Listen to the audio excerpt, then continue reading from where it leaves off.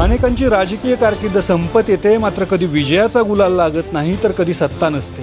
सत्तेत आल्यावर मंत्रिपद हुलकावणी देतं.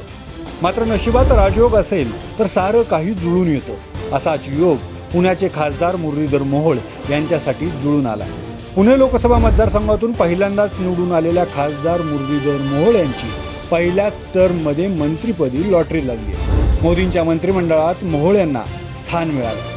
त्यांच्या रूपानं पुण्याला अनेक वर्षानंतर केंद्रात मंत्री मिळाला. यंदाच्या लोकसभेत त्यांना भाजपनं उमेदवारी दिली आणि त्यांनी काँग्रेसच्या रवींद्र धंगेकरांचा पराभव करत विजय मिळवला. आता ते थेट मोदी सरकारमध्ये मंत्री होणार आहे. विशेष म्हणजे मुरलीधर मोहोळ हे उपमुख्यमंत्री देवेंद्र फडणवीस यांच्या जवळचे मानले जातात. पुण्यात 10वी पर्यंतचे शिक्षण पूर्ण करून मोहोळ यांनी पुढे कॉलेज आणि कुस्तीसाठी कोल्हापूर गाठलं. कोल्हापुराच्या तालमीत तयार झालेला हा गडी 1993च्या सुमाराला पुण्याच्या राजकीय आखाड्यात उतरला.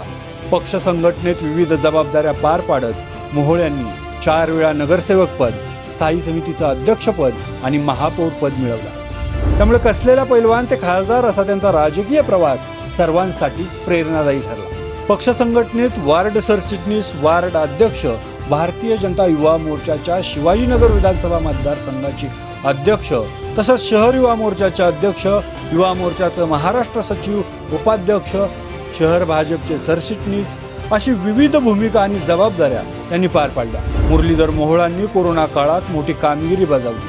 पुण्यात कोरोनाची महामारी असताना ते जनतेत उतरले आणि पुण्यातील कोरोना परिस्थिती उत्तम हाताळली. त्यावेळी पुण्याचे महापौर म्हणून ते जबाबदारी सांभाळत होते. जनता ते पक्षश्रेष्ठी असा त्यांचा दांडगा जनसंपर्क आहे. या जोरावर त्यांनी जनतेतून खासदार म्हणून निवडून आले आणि पक्षश्रेष्ठीच्या संबंधावर ते मंत्री झाले.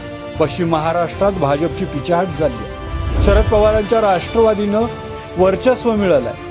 त्यामुळं केंद्रात मंत्री झालेल्या मोहोळ यांना आता पक्षाची धुरा इथं सांभाळावी लागणार. पक्षाची झालेली पोकळी भरून काढावी लागणार.